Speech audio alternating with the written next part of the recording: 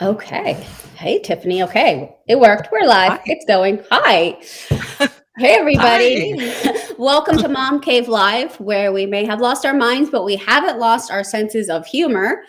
I'm Jen from Mom Cave, and my guest this week is Tiffany Hamilton, who I'm going to call a mompreneur.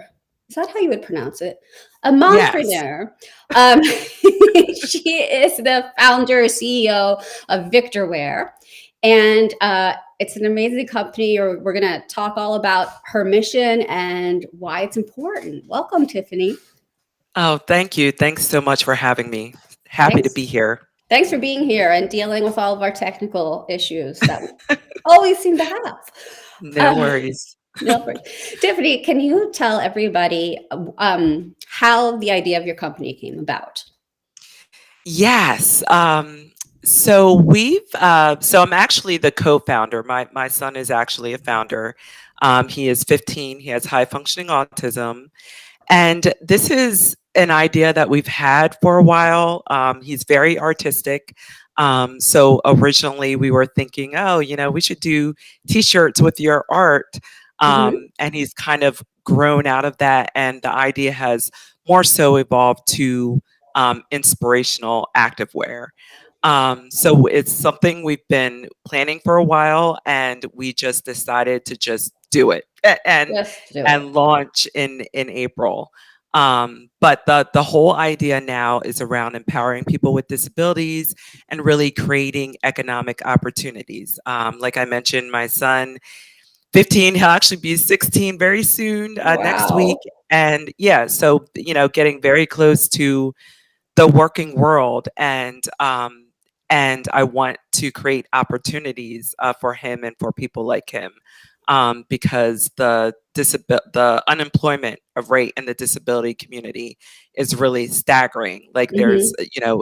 85% of people with developmental disabilities are unemployed, and Wow. I don't want that to be my son. I that shouldn't be anyone. It infuriates me.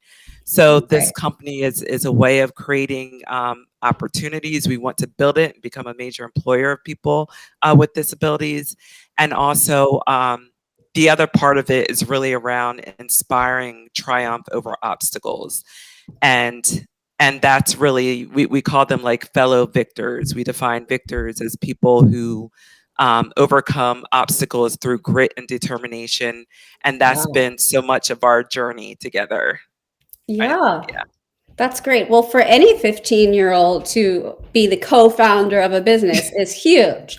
But he's for amazing. him to do this and have the challenge of autism, that is awesome. So, when you talk to other employers who are considering getting, having more people with disabilities working for them, how do you make them see that it's to their benefit? That they're not just I doing a love that kind question. deed, it's good for their business. Absolutely. So so I would say, in a lot of ways, like Victor, where we want, that's what we're trying to show, like the extraordinary things that differently able people can do. And so, an example, Isaiah, my baby, he'll always be my You'll always baby. be the baby, yeah. Yes, but he's a coder, he can sing, he's a voice actor, he's a swimming champion. I mean, these are like I can't do, Yeah. any of those things.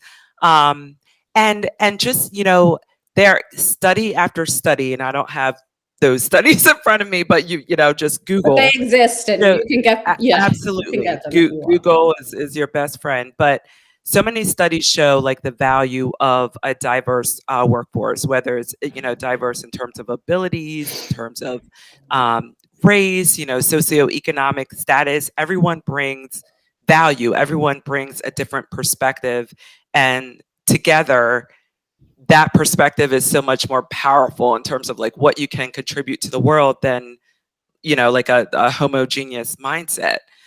So there are so many benefits, and at this time now, like great resignation, where so Mhm. many companies need They're searching for people. employees, yeah. Absolutely, and you have this whole segment of the population, you know, willing and able to work, and capable of extraordinary things, hire Mhm. them. Like hire folks. Yeah. Well, I have a few autistic people in my life, and I used to volunteer at a school with autistic children. And so a lot of the challenges that we had, of course, was when they would get overloaded or overstimulated and they would have outbursts. So how does an employer learn to sort of manage that in the workplace?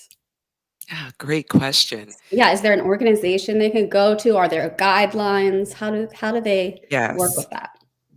So yeah, so many autism organizations.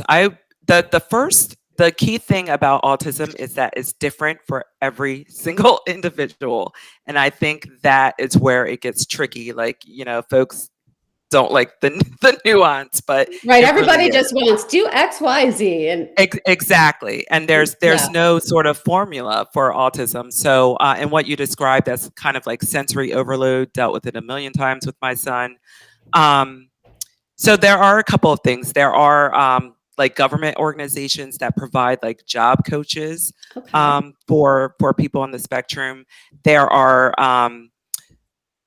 like early intervention programs that can provide like guidance on dealing with challenges around autism. So there are so many supports that are available, many that are free.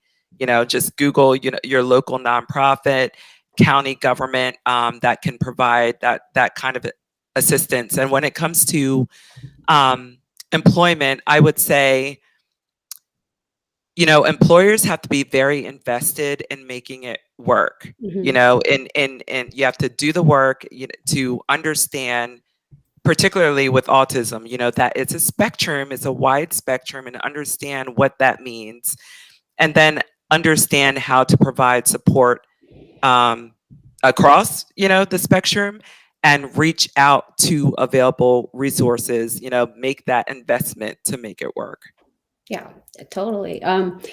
It's well, and it's like all people are so very different. Right, Any absolutely. employees that you have will have different challenges, and I think some people get a little scared away by just a label instead of realizing Totally. that, yeah, you may have an employee who is, I don't know what you, who's not neurodivergent or not developmentally disabled, that has challenges as well.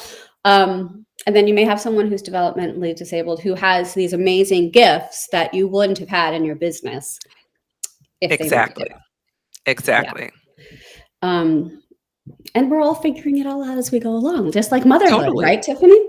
Oh, yeah, and I'm telling you, like, the learning never ends. It's like each stage of my son's life has been, I've been learning, like, even now, like, this new venture into adulthood and the working world, like, I'm very much learning and trying, in a small way to make the world a little better and more inclusive, That's um, amazing. for Yeah. him.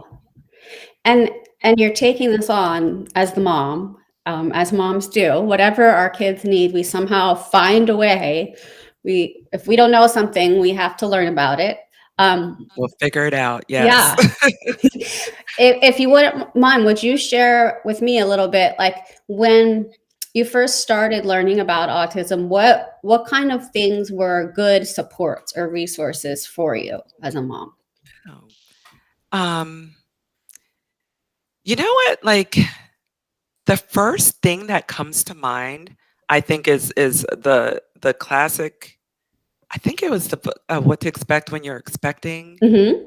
Um, or if it wasn't that book, it was some kind of, I was, reading about, of course, pregnancy, and then beyond that, just like, Mhm. raising your child through age 5. And Right. so reading about the different milestones Mhm. really helped. And I was still home with Isaiah, um, helped me to see like, oh, okay, like he's a little late with this and he's not quite doing this. And it really made me, start asking questions. Um, so a lot of that, like very basic, like developmental, whether it's like a developmental handout or, a book that you have, Yeah. can really help you to flag different things. Um, and those are things like I mentioned to my pediatrician, and he wasn't very concerned. I had to like be very pushy about it, Mhm. and finally get him a Isaiah developmental evaluation at 12 months, which indicated delays, and then from there, in terms of helpful resources, I was referred to the county, which had an early intervention program, and it was Easter Seals was the organization that offered. So it was free therapy, Wonderful. um, yeah, through age 5, and that was everything. I mean, that changed his life, That's great. um, and it makes such a difference to get that intervention at an early age, because the brain is still developing, and particularly as it relates to speech, like getting that intervention can make such a difference. Yeah. So you found this amazing resource for, oh, there goes my earbuds. Um, won't be able to hear your answers. Okay. So you found this amazing resource through Easter Seals for free therapy for your son. But what about you as a mama? How, I wish you had some free therapy. Who did you rely upon for support? And just, it's, you have to take care of yourself too when you're going through this. So was there anything in particular helpful for you? It was really hard. Yeah. It was hard, and I would say, at that time, um, when Isaiah, was under 5, I was going through separation and divorce, and everything. So, I had that going on, but then just all these like developmental things with Isaiah. And keep him like I didn't get him diagnosed until he was 8, although Wow. I was treating it like autism Mhm. all along. Um, so I would say, like, at that time, I really wasn't. I did some counseling, like, on and off, just dealing with the stress, Yeah. but for the most part, I was so hyper focused on Isaiah, and looking back, I mean, yes, I should have been focused, but I very much, like, neglected myself. And so, that's one of the things I learned as a mom, Yeah. that, you have it's I feel like the key to life is, like, moderation and balance, and, I'm still not the expert, um, but I have learned that when I, like, fill myself up now, like, whether it's taking a walk or meditating, or I don't know, a good cry when I need to, like, that makes me better, like, as a mom, as an employee, as a partner. So, Yep. um, yeah. Yeah. We don't have the answers. That's the whole point of Mom Cave. We're just here to be like, it's hard. We can laugh. Laughing helps a lot, but Yes, it just, really does. accepting and being there. Um, Exactly. Tell me a little bit more about the products that you sell, Victor Wear. Oh, sure. So we sell it's inspirational activewear. So a lot of our products have variations of our very cool logo. It's a V and a W that kind of looks like a flame, which you can Mhm. see Yeah. here. It's kind of like a Um, superhero logo. yeah, yeah. People Mhm. say that kind of like I feel like a warrior. We've Yeah. gotten but also inspirational slogans. So if you look on victorwear.com, you'll see like a range of slogans. Be all in, go all out. That's our best seller right now. Our tagline rides above it. But we're all about that, like inspiring triumph over obstacles. Um, and really celebrating and amplifying the stories. So beyond empowering the differently abled community, we want to celebrate victors, like ordinary people doing extraordinary things, whether it's teachers, nurses. We have Memorial Day coming up. We'll have a new t-shirt um, celebrating that. So it's just about positive, like, resilience. Yeah. Yeah. Um, That's great. And do you have sizes for kids and adults? What's the sizing like? yes. So right now we only have sizes for adults. A lot of our customers are mothers, but Because we wear very active soon. wear even when we're not actually being Oh, active. Absolutely. Yes, yes. It's all about comfort. Yeah. But very soon we are launching Victor Kids, so stay tuned for Cool. that. Oh, awesome. And here, I'm going to do my little graphic. 10% of every product sold goes to the Special Olympics in Virginia. Yes, yes. We are so proud to be a partner. I love Special Olympics. My son is a Special Olympics athlete. He'll be in the swimming championship, so love Ooh. everything they do and so, so proud to support.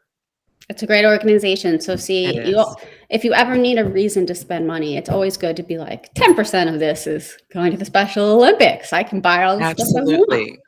Yes, All the active yes. wear that I'm not going to be active in, and just wear to actually pick my kids up from school.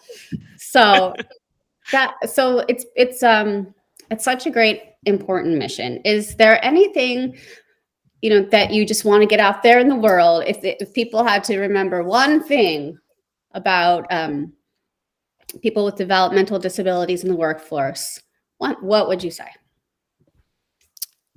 Um, I would say that people with developmental disabilities are amazing. And, you know, I think as humans, we kind of tend to gravitate towards like similarity, like we can be kind of Mhm. tribal. And as I think it's a human challenge to embrace, um, Yeah, just to embrace like all of humanity, all, abilities and colors and, just all of humanity. So I would say, hire people with developmental disabilities. They're amazing. They are willing and able to work. Um, and let's put them to work. definitely. I just thought of another good question. I don't know if you know Mhm. the answer, but if someone is watching this and they are an employer, they have a business of some kind, and they this message resonates with them, like, where would they start? Is there a place to go? I, To go to hire yeah. or um, so I would say a couple of things. They can start with a lot of employers these days have like employee resource groups, Hmm. ERGs. So that's a place to start. Just looking at your people, like who do you have, Hmm. and starting groups within your organization to that can be supportive. Oh, that's a Um, good idea. and Yeah. just looking like, if you look at your employees and they all kind of look the same, Right. that's something because it's also about creating an environment where people with developmental disabilities can thrive. So it's not so if you putting them like in an environment where like they're feel like the only one or not supported, like Right. they're not. That's part of being successful. I would say the other thing, the ARC is a great organization. They have The a art. lot of Uh-huh. great, yes, the ARC. It's a national organization.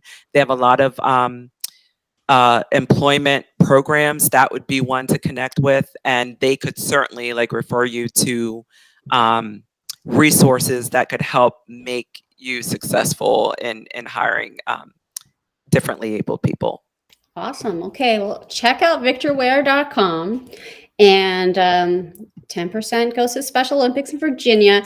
And then go follow Tiffany on all the places. Tiffany, what are your social media handles? Yes, thank you. So we're on Facebook and Instagram at Victorware Global, and also LinkedIn at Victorware. Awesome. So if you want some amazing, fun activewear to do good with 10% of your profits, and to learn more about employing teenagers and adults with developmental disabilities and autism, go visit Victorware. And thank you for being here, Tiffany. Thank you so much. Have a This was wonderful fun. day.